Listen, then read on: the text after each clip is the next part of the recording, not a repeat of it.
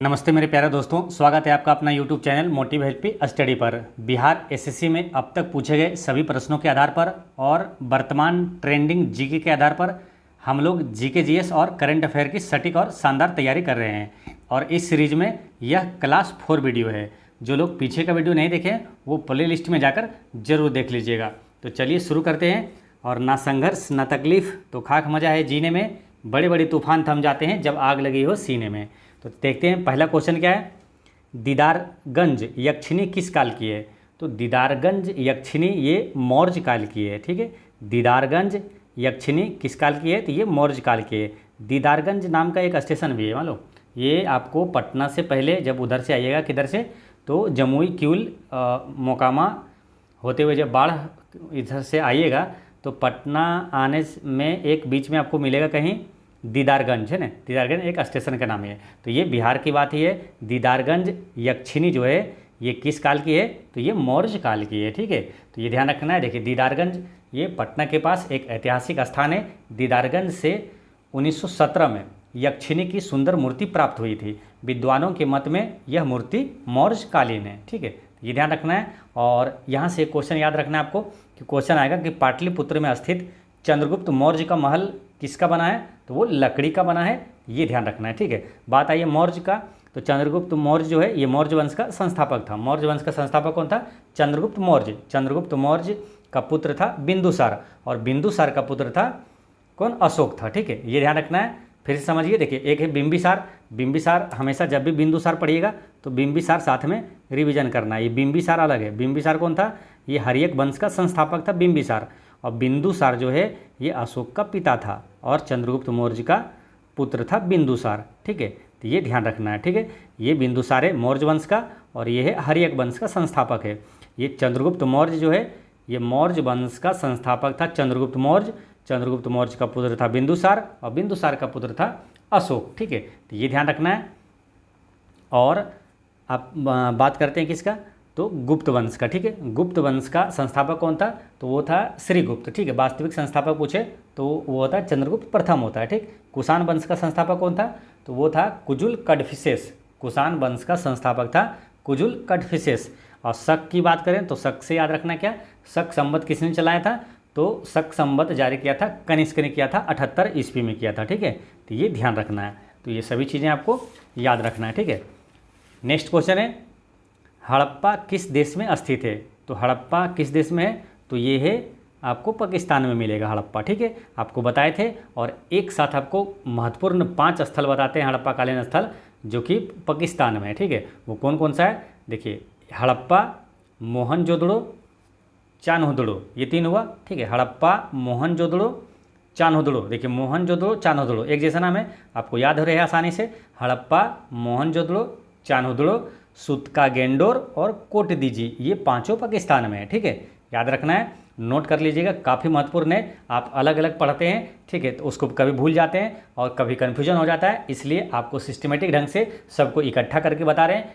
काफ़ी महत्वपूर्ण है और आपको आसानी से याद रहेगा। ठीक है, हड़प्पा, मोहनजोदड़ो, चान्होदड़ो, सूतकागेंडोर और कोटदीजी ये पाकिस्तान में है 5 स्थल। और एक गुजरात वाला याद रखना है आपको। गुजरात में 3 स्थल है, काफ़ी महत्वपूर्ण है, लोथल, धौलावीरा और सुरकोटदा। लोथल, धौलावीरा और सुरकोटदा। सुरकोटदा ये तीनों कहाँ हैं? गुजरात में। लोथल से पूछा जाएगा क्या? सबसे जो हड़प्पा कालीन प्राचीन जो महत्वपूर्ण बंदरगाह था वो था लोथल। और धौलावीरा से क्या है? वो 40वां विश्व धरोहर स्थल है भारत का, धौलावीरा है। और सुरकोटदा से आएगा कि जो घोड़े का हड्डी का अवशेष कहाँ से मिला था? तो सुरकोटदा से मिला था। और ये तीनों यानी कि लोथल, धौलावीरा और सुरकोटदा ये कहाँ है? तीनों गुजरात में है। ठीक है, तो ये ध्यान रखना है। हड़प्पा सभ्यता की खोज किसने किया था? तो वो किया था दयाराम साहनी ने किया था। कब किया था? तो 1921 में किया था। किस नदी के किनारे है? तो रावी नदी के किनारे है। ठीक है, तो हड़प्पा सभ्यता की खोज दयाराम साहनी ने 1921 में किया था और रावी नदी के किनारे। मोहनजोदड़ो की खोज किसने किया था? तो मोहनजोदड़ो की खोज राखाल दास बनर्जी ने किया था, 1922 में किया था। और मोहनजोदड़ो सिंधु नदी के किनारे है। ठीक है, मोहनजोदड़ो से याद रखना क्या, मोहनजोदड़ो का अर्थ क्या होता है? मृतकों का टीला होता है। और विशाल स्नानागार, विशाल अन्नागार कहाँ मिला था? तो वो मोहनजोदड़ो में ही मिला था।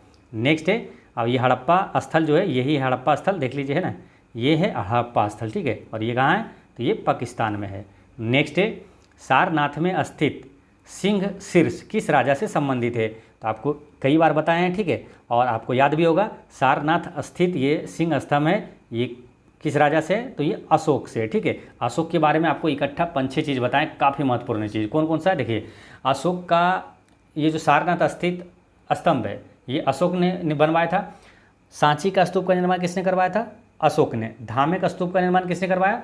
अशोक ने। महाबोधि मंदिर जो गया में है, उसका निर्माण भी अशोक ने करवाया था। श्रीनगर की स्थापना किसने किया था? अशोक ने। जो विश्व का सबसे बड़ा स्तूप है, केसरिया स्तूप, जो कि पूर्वी चंपारण में है, उसका निर्माण किसने करवाया? तो अशोक ने करवाया था, ठीक है। तो ये सभी चीज़ें अशोक से याद रखना है। अशोक के बारे में बताए थे, अशोक किस वंश का शासक था? तो मौर्य वंश का शासक था ये। चंद्रगुप्त मौर्य का पुत्र था बिंदुसार, और बिंदुसार का पुत्र था ये अशोक। यानी अशोक से पूछे कि अशोक किसका पौत्र था, तो ये अशोक पौत्र यानी पोता, तो ये चंद्रगुप्त मौर्य का पोता था, ठीक है। और बात करते हैं ये सारनाथ से, तो जो भारत का राज्य चिन्ह है ना, भारत का जो राष्ट्रीय चिन्ह है, ये कहाँ से लिया गया? तो सारनाथ स्थित अशोक के सिंह स्तंभ से ही लिया गया है, ठीक है। तो ये सारी चीज़ें ध्यान रखना है। और अशोक से याद रखना क्या? अशोक का जो है अधिकतर शिलालेख जो है, ये ब्राह्मणी लिपि में लिखा गया था। अशोक के किस शिलालेख में कलिंग युद्ध का वर्णन है? तो 13वें शिलालेख में कलिंग युद्ध का वर्णन है। 13वें जब भी आए तो ध्यान रख लेना, कोणार्क का सूर्य मंदिर का निर्माण 13वीं शताब्दी में हुआ था, ठीक है। और अशोक से क्या याद कर सकते हैं? अशोक का जन्म कहाँ हुआ था बताइए? तो अशोक का जन्म हुआ था पाटलिपुत्र में हुआ था, ठीक है। पाटलिपुत्र में अशोक का जन्म हुआ था। तो पाटलिपुत्र में जो बौद्ध संगीत हुआ, वो किसके शासनकाल में हुआ था? तो अशोक के शासनकाल में ही हुआ था, ठीक है। तो वहाँ से रिलेट कर लेना है। जो तीसरी बौद्ध संगीति है, वो हुआ था पाटलिपुत्र में, अशोक के शासनकाल में हुआ था, क्योंकि अशोक का जन्म कहाँ हुआ था? तो पाटलिपुत्र में ही हुआ था, 304 ईसा पूर्व में हुआ था, ठीक है। अशोक का जन्म 304 ईसा पूर्व में पाटलिपुत्र में हुआ था, ठीक है। तो ये सारी चीज़ें ध्यान रखना है, ठीक है। और आपको बताई दिए कि धामे का स्तूप, सांची का स्तूप, ये सब अशोक ने बनवाया था। सांची का स्तूप कहाँ मालूम? तो ये है मध्य प्रदेश में। और धामे का स्तूप कहाँ है? तो वो आपको मिलेगा कहाँ? उत्तर प्रदेश में है, सारनाथ में ही है धामे का स्तूप, ठीक है। नेक्स्ट है, किसने सांची का स्तूप का निर्माण करवाया? ये काफ़ी महत्वपूर्ण क्वेश्चन है, बार बार एग्जाम में पूछा जाता है। जब भी एग्जाम होगा, आने वाले एग्जाम में भी पूछा जाएगा, ठीक है। ये सब काफ़ी महत्वपूर्ण क्वेश्चन है, इसलिए इसको रट के रखना है। सांची का स्तूप का निर्माण किसने करवाया था? तो ये अशोक ने करवाया था, ठीक है। अशोक के बारे में आपको लगातार इतनी चीज़ें इतनी बार बता दी हैं कि आपको हर चीज़ें, कठिन से कठिन प्रश्न जो है अशोक के बारे में आपको याद हो जाना चाहिए, ठीक है। तो आप लोग को जितना भी, देखिए, पढ़ने में मज़ा तभी आएगा जब आप लोग भी है ना साथ दीजिएगा, यानी साथ कमेंट में करना है आपको कि अशोक के बारे में आप जितना जानते हैं वो आप कमेंट में लिखिएगा, ठीक है। तो जितना अधिक से अधिक जो है आपको क्या होगा, नॉलेज डेवलपमेंट ही होगा, ठीक है। जो जानते हैं वो लिखिएगा, और जो नहीं जानते हैं वो आप क्या जानने की जिज्ञासा जगेगी, और आप सर्च करके लिखिएगा, और आपको हमेशा हमेशा के लिए याद भी हो जाएगा, ठीक है। तो अशोक के बारे में आप जितना जानते हैं सब आप कमेंट में जरूर लिखिएगा, ठीक है। आज का टास्क रहेगा कि अशोक के बारे में आपको लिखना है। जैसे अशोक का जन्म कहाँ हुआ था, कब हुआ था, और अशोक ने किस किस चीज़ का निर्माण करवाया था, अशोक का किस शिलालेख में कलिंग युद्ध का, जितना आप जानते हैं अशोक के बारे में वो सभी चीज़ें बताना है, ठीक है। कुछ नया भी जानते होंगे तो वो बताना है, ठीक है। तो हम लोग भी सीखेंगे, ठीक है। तो इसलिए अशोक के बारे में कमेंट करना जरूर है। नेक्स्ट है कि मनु स्मृति किस विषय से जुड़ा हुआ है? तो ये मनु स्मृति जो है ये विधि से जुड़ा हुआ है, ठीक है। डायरेक्ट याद रखना है आपको, मनु स्मृति का संबंध किससे? विधि और कानून से है, ठीक है। तो जो ऑप्शन में रहे टिक कर देना, विधि या कानून से संबंधित है ये, ठीक है। अगर पूछे कि सबसे प्राचीन स्मृति कौन सा है, तो सबसे प्राचीन स्मृति है ये मनु स्मृति है, ठीक। मनु स्मृति का संबंध विधि या कानून से है, और सबसे प्राचीन विधि ग्रंथ भी पूछे तो ये मनु स्मृति है, ठीक है। प्राचीन स्मृति पूछे या तो सबसे प्राचीन विधि ग्रंथ पूछे तो मनु स्मृति है, ठीक। अच्छा, प्राचीन हिंदू विधि के लेखक कौन है, ये अगर पूछे तो उसको क्या करना है, ठीक, मनु। प्राचीन हिंदू विधि के लेखक कौन है? तो वो है मनु, ठीक। अब यहाँ है अर्थशास्त्र। अर्थशास्त्र के लेखक कौन है? तो वो है चाणक्य। चाणक्य को ही कौटिल्य भी बोलते हैं और विष्णुगुप्त भी बोलते हैं, ठीक है। तो अर्थशास्त्र के लेखक है चाणक्य। राजनीति की बात करते हैं तो राजनीति विज्ञान का जनक किसे कहा जाता है मालूम? राजनीति विज्ञान का जनक कहा जाता है अरस्तु को। अब अरस्तु से रिलेटेड आपको याद रखना है कई महत्वपूर्ण क्वेश्चन है। जैसे राजनीति विज्ञान का पूछे तो अरस्तु हो गया, जीव विज्ञान का जनक पूछे तो भी अरस्तु हो जाएगा, जंतु विज्ञान का जनक पूछे तो भी अरस्तु हो जाएगा। ठीक है, यानी राजनीति विज्ञान, जीव विज्ञान और जंतु विज्ञान का जनक अरस्तु है। सिकंदर का गुरु कौन था? तो अरस्तु था। अरस्तु का गुरु कौन था? प्लेटो। अब प्लेटो का गुरु कौन था? सुकरात था। ठीक है, ये सारी चीज़ें ध्यान रखना है। नेक्स्ट है, निम्न में से कौन सा एक बौद्ध धर्म का संप्रदाय नहीं है? तो बौद्ध धर्म का देखिए हीनयान और महायान शाखा में बटा था। ठीक है, तो ये दोनों तो है, और एक थेरवाद ये भी है, बौद्ध धर्म का संप्रदाय है। ये दिगंबर जो है ये बौद्ध धर्म का संप्रदाय नहीं है। दिगंबर जो है ये जैन धर्म के दो संप्रदाय में से एक है। ठीक है, जैन धर्म का भी दो संप्रदाय था, एक दिगंबर और एक श्वेतांबर, तो ये जैन धर्म का है दिगंबर। ठीक है, बौद्ध धर्म का आ जाएगा हीनयान, महायान और थेरवाद। ठीक है, अब यहाँ से महत्वपूर्ण प्रश्न ये भी आता है कि किस बौद्ध संगीति के दौरान बौद्ध धर्म हीनयान और महायान दो संप्रदायों में विभाजित हुआ था? तो ये चौथी बौद्ध संगीति में हुआ था। ठीक है, बौद्ध संगीति कब हुआ था, कहाँ हुआ था, कौन सी बौद्ध संगीति कहाँ हुआ था, किसकी अध्यक्षता में हुआ था और किसके शासनकाल में हुआ था? ये काफ़ी महत्वपूर्ण टॉपिक बन जाता है। यहाँ से कई क्वेश्चन पूछा जाता है, बार बार रिपीट होता है, वो भी आपको बताएंगे अभी। ठीक है, पहले एक चीज़ और जान लीजिए, यहाँ बौद्ध धर्म का संस्थापक किसे माना जाता है? तो गौतम बुद्ध को माना जाता है। ठीक है, अब बात करते हैं किसकी? बौद्ध संगीति के। तो बौद्ध संगीति के लिए आपको सब अच्छे से लिस्ट लाए हैं, आपको याद करवाते हैं, काफ़ी महत्वपूर्ण ये क्वेश्चन पूछा जाएगा यहाँ से। ठीक है, और अभी जो बिहार पुलिस का एग्ज़ाम हुआ है 2024 अगस्त 2024 में, ये क्वेश्चन पूछा गया था, कौन सा मालूम? इसमें से, इस लिस्ट में से क्वेश्चन आया था आपको, इससे आया था, है ना, कि तीसरी बौद्ध संगीति है, इसकी अध्यक्षता किसने किया था? तो मोगलीपुत्र तीस ने किया था, है ना, मोगलीपुत्र तीस ने किया था। ठीक है, ये क्वेश्चन पूछा गया था और ये क्वेश्चन हमेशा रिपीट होते रहता है। बीपीएससी में कई बार क्वेश्चन पूछा गया है, चाहे कोई भी एग्जाम हो, यहाँ से क्वेश्चन आता है और कई क्वेश्चन यहाँ से बनता है कि प्रथम बौद्ध संगीति ज़्यादातर पूछा जाता है कहाँ हुआ और किसके शासनकाल में हुआ था। ठीक है, और ये भी क्वेश्चन पूछा जाता है किसकी अध्यक्षता में हुआ। ठीक है, तो ये सभी आपको याद रखना है। ठीक, तो चलते हैं, बात करते हैं प्रथम बौद्ध संगीति की। तो पहली बौद्ध संगीति जो है ये 483 ईसा पूर्व में हुआ। ठीक है, और ये राजगीर में हुआ था पहली बौद्ध संगीति, और किसके शासनकाल में हुआ था? अजात शत्रु के शासनकाल में। और अध्यक्षता किसने किया? तो महाकश्यप उपाली ने किया था। ठीक है, तो महाकश्यप याद रखना है। पहले बात कर लेते, क्या मालूम, याद आसानी से ऐसे रहेगा। पहले कब कब हुआ वो ईस्वी एक बार पढ़ लेते हैं। ठीक है, ईस्वी उतना महत्वपूर्ण नहीं है, कहाँ कहाँ हुआ ये सब देख लेते हैं, और फिर देखेंगे अलग से ये किसके शासनकाल में हुआ और किसकी अध्यक्षता में हुआ। ठीक है, तो पहली बौद्ध संगीति ये 483 ईसा पूर्व में हुआ, दूसरी बौद्ध संगीति 383 ईसा पूर्व में हुआ, डायरेक्ट 100 वर्ष घट गया पीछे, और तीसरी बौद्ध संगीति 250 ईसा पूर्व में, और चौथी बौद्ध संगीति 72 ईस्वी में हुआ था। ये चार जो बौद्ध संगीति है ये ज़्यादा महत्वपूर्ण है और यहीं से क्वेश्चन पूछा जाता है। ठीक है, और पाँचवीं और छठी भी देख लीजिए। पाँचवीं बौद्ध परिषद जो है ये 1871 ईस्वी में हुआ था, और छठी बौद्ध परिषद जो है 1954 ईस्वी में हुआ था। ठीक है, एक बार फिर समझिए, देखिए, और इसको नोट भी कर लीजिएगा। ठीक है, आप चाहें तो स्क्रीनशॉट भी ले सकते हैं, और मौका मिला तो इसका PDF भी हम टेलीग्राम में डाल देंगे। ठीक है, तो बात करते हैं क्या, फिर से एक बार समझिए। देखिए, प्रथम बौद्ध संगीति 483 ईसा पूर्व में, दूसरी 383 ईसा पूर्व में, तीसरी 250 ईसा पूर्व में, चौथी बौद्ध संगीति 72 ईस्वी में। ठीक है, चौथी से क्या हुआ, ईस्वी आ गया। ठीक है, बाकी ये तीनों था ईसा पूर्व था, और पाँचवीं 1871, और छठी बौद्ध संगीति जो हुआ ये हुआ था 1954 ईस्वी में। ठीक है, अब बात करते हैं कहाँ कहाँ हुआ। देखिए, पहली बौद्ध संगीति कहाँ हुआ था? राजगीर में, दूसरी वैशाली में, तीसरी पाटलिपुत्रा में, चौथी कुंडलवर में। ये चारों पहले याद करना है। पहला राजगीर में हुआ, दूसरा बौद्ध संगीति वैशाली, तीसरा पाटलिपुत्रा और चौथा कुंडलवन में हुआ। ठीक है, और पाँचवा छठा दोनों म्यांमार में हुआ था। ठीक है, म्यांमार का पुराना नाम ही था बर्मा। ठीक, तो ये दोनों हुआ था कहाँ? म्यांमार में हुआ था। ठीक है, तो वो चारों याद रखना है, ये लास्ट वाला दो याद ही रहेगा। तो बर्मा का ये मांडले में हुआ था, और ये भी बर्मा के यानी कि म्यांमार का काबे में हुआ था, काबा ए में हुआ था छठी बौद्ध संगीति। ठीक, तो आपको याद रखना क्या, पहली, दूसरी, तीसरी, चौथी। फिर से समझिए, पहली बौद्ध संगीति राजगीर, दूसरा वैशाली, फिर तीसरा पाटलिपुत्रा, चौथा कुंडल में हुआ था। ठीक है, पहली बौद्ध संगीति किसके शासनकाल में हुआ था?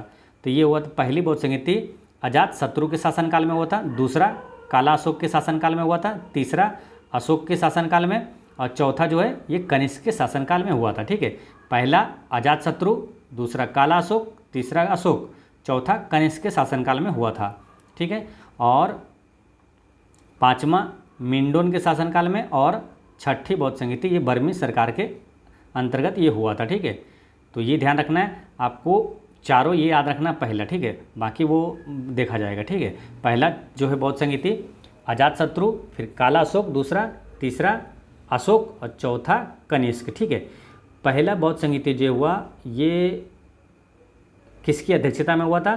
तो महाकश्यप, दूसरा सबकामी, तीसरा मोगलीपुट्टा देता है या तो पुत्र देगा कभी। ठीक है, मोगलीपुत्र तीस, और चौथी बौद्ध संहिता ये हुआ था वसुमित्र की अध्यक्षता में हुआ था। ठीक है, तो याद रखना है महाकश्यप, सवाकामी, मोगलीपुत्रिस, वसुमित्र। महाकश्यप, सबकामी, मोगलीपुत्रिस और वसुमित्र। ठीक है, ये ध्यान रखना है। और पांचवी और छठी बात करते हैं। पांचवी बौद्ध संहिता जो हुआ किसकी अध्यक्षता में? तो जगर्भी वंश और समांग लासम। अब छठी जो है ये हुआ था महासी सया दाबी के अध्यक्षता में हुआ था। ठीक है, तो पहला जो चारों है वो महत्वपूर्ण है, एक बार फिर समझिए। पहला बौद्ध संहिता राजगीर में, दूसरा वैशाली, तीसरा पाटलिपुत्रा, चौथा कुंडलवन। और किसके शासनकाल में हुआ था? तो अजातशत्रु, काला अशोक, अशोक कनिष्क। अध्यक्षता की बात करें महाकश्यप, सबकामी, मोगलीपुत्रिस और वसुमित्र। ठीक है, तो ये सारे चीज़ें याद रखना है आपको। नेक्स्ट क्वेश्चन है कि कौन आयुर्वेद के जनक के रूप में जाना जाता है? तो आयुर्वेद का जनक के रूप में जाना जाता है चरक को। ठीक है, इसका करेक्ट आंसर हो जाएगा ऑप्शन नंबर 4, चरक को आयुर्वेद के जनक के रूप में जाना जाता है। अब यहाँ 3 प्रश्न आता है इस टाइप के जो कि आपको कन्फ्यूजन कर सकता है एग्जाम में, इसलिए तीनों को आपको साथ में यहाँ पर बताते हैं। जैसे आयुर्वेद का जनक पूछे तो ये चरक हो गया। ठीक है, चिकित्सा विज्ञान का जनक किसे कहा जाता है? तो चिकित्सा विज्ञान का जनक अगर पूछेगा तो वो होगा हिप्पोक्रेटस।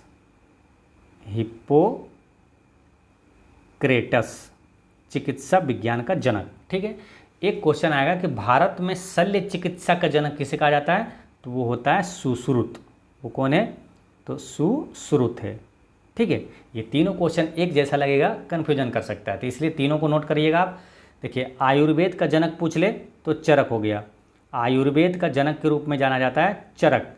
चिकित्सा विज्ञान का जनक हिप्पोक्रेटस, चिकित्सा विज्ञान का जनक हिप्पोक्रेटस। अब भारतीय शल्य चिकित्सा, शल्य ध्यान देना, शल्य आएगा सुश्रुत, शल्य सुश्रुत है ना, तो भारत में शल्य चिकित्सा का जनक सुश्रुत हो जाएगा। ठीक है, तो ये याद हो गया होगा आपको, शल्य चिकित्सा डायरेक्ट दिमाग में आ जाएगा आंसर सुश्रुत है ना, शल्य चिकित्सा बोले तो सुश्रुत हो जाएगा। और आयुर्वेद का जनक सिंपल चरक, और चिकित्सा विज्ञान का जनक पूछ दे तो वो है हिप्पोक्रेटस है। ठीक है, तो ये सारे चीज़ें ये ऐसे करके आपको ध्यान रखना है। ठीक है, अब बात कर लेते हैं चरक का ही। ठीक है, ये चरक किसके दरबार में रहता था?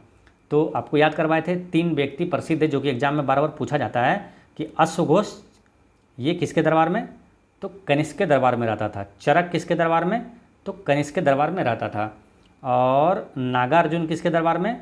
तो वो भी कनिष्क के दरबार में रहता था। ठीक है, तो याद रखना है एक शब्द अचानक, अचानक यानी कि अश्वघोष, चरक और नागार्जुन ये तीनों कनिष्क के दरबार में रहता था। तो एक शब्द याद रखना है आपको अचानक, ये तीनों याद रहेगा, तीनों प्रश्न, अश्वघोष, चरक और नागार्जुन ये कनिष्क के दरबार में रहता था। ठीक है, अब बात कर लेते हैं यहाँ ऑप्शन में क्या है, आर्यभट्ट।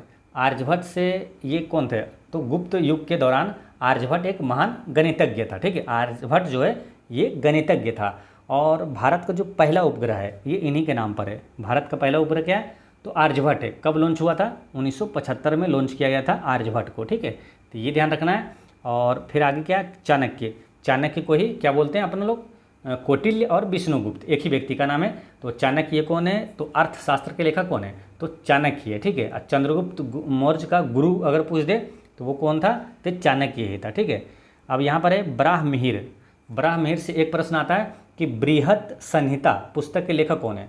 तो बृहद संहिता पुस्तक के लेखक है ब्राह्ममिहिर है। ठीक है, तो ये ध्यान रखना है, बृहद संहिता पुस्तक के लेखक ब्राह्ममिहिर है। नेक्स्ट है कि कर्नाटक के श्रवणबेलगोला में अवस्थित गोमतेश्वर की मूर्ति एक प्रमुख जैन धर्म स्थल है। इस मूर्ति की ऊंचाई कितनी है? तो यहाँ से काफ़ी महत्वपूर्ण क्वेश्चन, यहाँ से 2-3 प्रश्न पूछा जाता है कर्नाटक के श्रवणबेलगोला से। ठीक है, तो ये सारी चीज़ें ध्यान रखना है कि अगर पहले तो ये ध्यान रखिए कि इसकी ऊंचाई पूछा है तो कर्नाटक के श्रवणबेलगोला में अवस्थित गोमतेश्वर की मूर्ति एक जैन धर्म से स्थल है और इस मूर्ति की ऊंचाई कितना है, 57 फीट है ना, 57 फीट है। ठीक है, अब यहाँ से क्वेश्चन ये बन जाता है आपको कि जो गोमतेश्वर की मूर्ति है ये कहाँ है, तो ये कर्नाटक के श्रवणबेलगोला में है। ठीक, और जो कर्नाटक का श्रवणबेलगोला में गोमतेश्वर की मूर्ति है ये किस धर्म से संबंधित है, तो जैन धर्म से संबंधित है। ठीक, ये सभी प्रश्न आपको बना के याद रखना है। तो ये जैन धर्म से संबंधित है।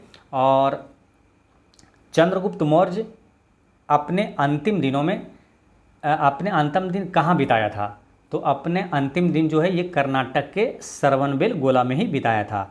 चंद्रगुप्त मौर्य अपना अंतिम दिन कहाँ पर बिताया था, तो कर्नाटक के श्रवणबेलगोला में बिताया था।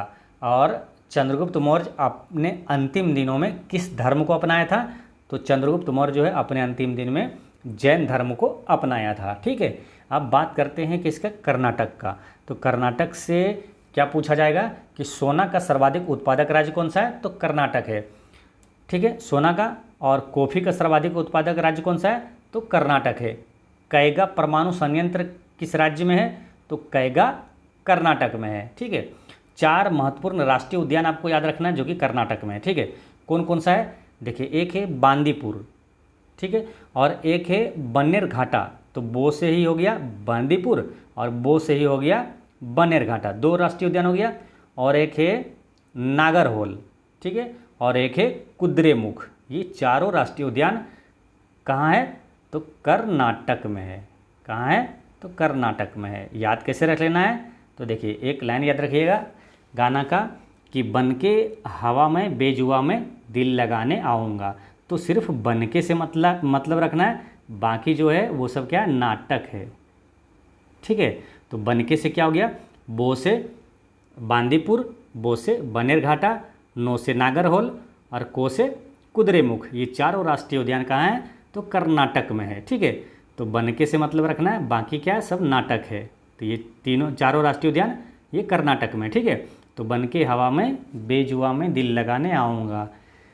अब इसमें से 2 राष्ट्रीय उद्यान हैं जो कि बार बार ज़्यादा रिपीट होता है। कौन कौन सा है, बांदीपुर पूछेगा ज़्यादा और नागरहोल। ठीक है, बांदीपुर राष्ट्रीय उद्यान और नागरहोल ये दोनों ज़्यादा पूछा जाता है। ठीक है, और बात करते हैं अभी करेंट अफेयर में कि कर्नाटक की अभी वर्तमान मुख्यमंत्री कौन है मालूम, तो वह सिद्धारमैया है। कर्नाटक का वर्तमान मुख्यमंत्री सिद्धारमैया है। और वर्तमान राज्यपाल कौन है, तो थावरचंद गहलोत है। कर्नाटक की राजधानी कहाँ है, तो वो बंगलोर है। ठीक है, तो ये सभी चीज़ें ध्यान रखना है। नेक्स्ट है, बुद्ध से संबंधित अवसरों से जुड़े प्रतीकों में स्तूप किसका प्रतीक है, तो स्तूप किसका प्रतीक है मालूम, ये है मृत्यु का प्रतीक है। स्तूप जो है ये मृत्यु का प्रतीक है। अगर पूछे कि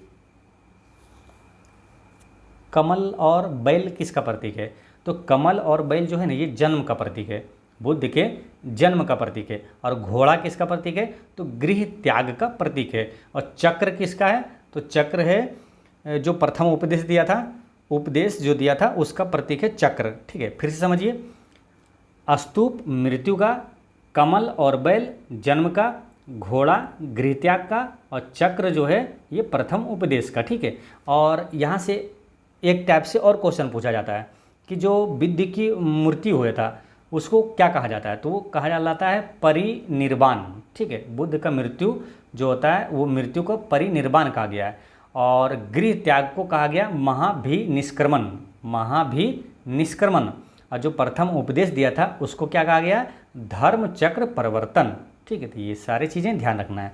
विश्व का सबसे बड़ा स्तूप कौन सा है, तो वो है केसरिया स्तूप, 104 फीट है। और जो बोरोबुदुर का जाबा स्तूप है, वहाँ पर जो जाबा स्तूप है बौद्ध का, वो 103 फीट है। और जो पूर्वी चंपारण में है जो अशोक ने बनवाया था, इसका 104 फीट है। यानी कि विश्व का सबसे बड़ा स्तूप जो है वो केसरिया स्तूप है। नेक्स्ट है कि गुप्त वंश का अंतिम शासक कौन था, तो गुप्त वंश का अंतिम शासक था विष्णुगुप्त। ठीक है, गुप्त वंश का अंतिम शासक विष्णुगुप्त। लेकिन अगर कभी ऐसे पूछ लिया जाता है कि गुप्त वंश का अंतिम जो महत्वपूर्ण शासक था, अंतिम जो है प्रतापी शासक महत्वपूर्ण शासक था, वो स्कंदगुप्त था। ठीक, लेकिन गुप्त वंश का अंतिम शासक कौन था, विष्णुगुप्त था। अब गुप्त वंश की बात आई है तो गुप्त वंश का संस्थापक कौन था? श्रीगुप्त। गुप्त वंश का वास्तविक संस्थापक किसे माना जाता है? चंद्रगुप्त प्रथम। चंद्रगुप्त प्रथम से याद रखना है कि जो गुप्त संवत किसने चलाया था? तो चंद्रगुप्त प्रथम ने ही चलाया था, 319 ईस्वी में चलाया था। ठीक। भारत का नेपोलियन किसे कहा जाता है? तो समुद्रगुप्त को कहा जाता है। ईरान का नेपोलियन नादिर शाह को कहा जाता है। किस गुप्त शासक को सिक्कों पर बिना बजाते हुए दिखाया गया? तो समुद्रगुप्त को सिक्कों पर बिना बजाते हुए दिखाया गया। समुद्रगुप्त यानी कि कौन सा अभिलेख इनसे संबंधित है? तो प्रयाग प्रशस्ति है ना। तो प्रयाग प्रशस्ति याद कैसे रख लेना है? आपको याद बताए थे कि समुद्र में पानी ही पानी है। अब प्रयाग जैसे ही आता है दिमाग में तो क्या आता है? गंगा जमुना सरस्वती, जो कि इलाहाबाद में है ना। इलाहाबाद का नाम ही प्रयाग रखा गया। तो प्रयाग में भी पानी पानी यानी कि समुद्र से रिलेटेड हो जाएगा। यानी समुद्रगुप्त का जो है अभिलेख वो प्रयाग प्रशस्ति है। और एक है ऐहोल अभिलेख, उसका संबंध किससे है? तो ऐहोल है ये पुलकेशिन द्वितीय से है। पुलकेशिन द्वितीय, इसको याद कैसे करना है? तो ऐहोल यानी होल है किसमें? पुल में। तो पुल में होल है, जब भी आएगा ऐहोल अभिलेख तो किससे हो जाएगा? पुलकेशिन द्वितीय से हो जाएगा। और प्रयाग समुद्रगुप्त। ठीक है, ये ध्यान रखना है। अब गुप्त वंश का एक शासक है कुमारगुप्त प्रथम। उससे क्वेश्चन आएगा कि नालंदा विश्वविद्यालय की स्थापना किसने किया था? तो कुमारगुप्त प्रथम ने किया था। अब विक्रमशिला विश्वविद्यालय की स्थापना धर्मपाल ने किया था। नालंदा विश्वविद्यालय के नष्ट किसने किया था? तो याद रखना है, नालंदा विश्वविद्यालय और विक्रमशिला विश्वविद्यालय ये दोनों को नष्ट किया था बख्तियार खिलजी ने किया था। याद ऐसे रिलेट कर लेना है कि जो बख्तियारपुर स्टेशन है उसका नाम जो है ना बख्तियार खिलजी के नाम पर ही रखा गया है, क्योंकि उसी स्टेशन से उतर के आप उधर जाते हैं, कहाँ? नालंदा विश्वविद्यालय जाते हैं। ठीक है, तो ये ध्यान रखना है कि नालंदा विश्वविद्यालय और विक्रमशिला विश्वविद्यालय दोनों को नष्ट किया था बख्तियार खिलजी ने किया था। अभी बिहार पुलिस का जो एग्जाम हुआ है 2024 अगस्त में, उसमें मालूम विक्रमशिला से 2 क्वेश्चन पूछा गया था। अलग अलग शिफ्टों में एग्जाम हुआ है। ठीक है, सबका क्वेश्चन भी अलग अलग जोन वाइज अलग अलग था। ठीक है, तो उसमें 2 क्वेश्चन पूछा गया था। एक बार पूछा गया था कि विक्रमशिला विश्वविद्यालय किस जिला में है? तो वो कहाँ है? भागलपुर में। एक बार ऐसे ही पूछ लिया गया था कि विक्रमशिला किस जिला में, कहाँ पर है? तो वो भागलपुर में। ठीक है, तो ये ध्यान रखना है। नालंदा विश्वविद्यालय हो जाएगा, नालंदा में हो जाएगा। ठीक, तो ये सारी चीज़ें ध्यान रखना है। अच्छा, गुप्त वंश का, गुप्त साम्राज्य का आधिकारिक भाषा क्या था? तो वो था संस्कृत। ठीक है, तो गुप्त का और मुगल काल का, ये दोनों का याद रखना है, ज़्यादा पूछा जाता है। तो गुप्त का है संस्कृत, याद रखना है, गुप्त संस्कृत, गुप्त संस्कृत, गुप्त संस्कृत। और मुगल काल की आधिकारिक भाषा क्या है? तो मुगल काल की भाषा है फारसी। याद कैसे रखना है? तो मुँहा फाड़ देंगे, यानी मुगल काल का फारसी। ठीक है, नेक्स्ट है मेगास्थनीज। चंद्रगुप्त मौर्य के कार्यकाल में कौन था? तो मेगास्थनीज जो ये था सेल्यूकस निकेटर का राजदूत था। तो आंसर क्या हो जाएगा? राजदूत। ये मेगास्थनीज कौन था? तो ये राजदूत था। ये चंद्रगुप्त मौर्य के दरबार में आया था। सेल्यूकस निकेटर का ये राजदूत था। मेगास्थनीज से क्वेश्चन आता है क्या कि इंडिका पुस्तक के लेखक कौन है? तो मेगास्थनीज है। याद रखना है इसे कि इंडिका, ये इंडिका को रिलेट कर दिए इंडिया से, और इसके लेखक है मेगास्थनीज। मेगास्थनीज को रिलेट कर दीजिए मेगा खनिज। ठीक है, तो इंडिया में मेगा खनिज है, यानी इंडिका के लेखक मेगास्थनीज है। ठीक, रही बात किसकी? चंद्रगुप्त मौर्य की। तो ये कौन है? तो ये मौर्य वंश का संस्थापक है। नेक्स्ट है सत्यमेव जयते, यहाँ से लिया गया है। तो सत्यमेव जयते ये लिया गया है मुंडको उपनिषद से लिया गया। ठीक है, इसका आंसर क्या हो जाएगा? ऑप्शन नंबर 2, मुंडक उपनिषद से सत्यमेव जयते लिया गया है। भारत का राष्ट्रीय आदर्श वाक्य क्या है? तो ये सत्यमेव जयते ही है। ठीक है, उपनिषदों की संख्या कितनी है? 108 है। वेदों की संख्या कितनी है?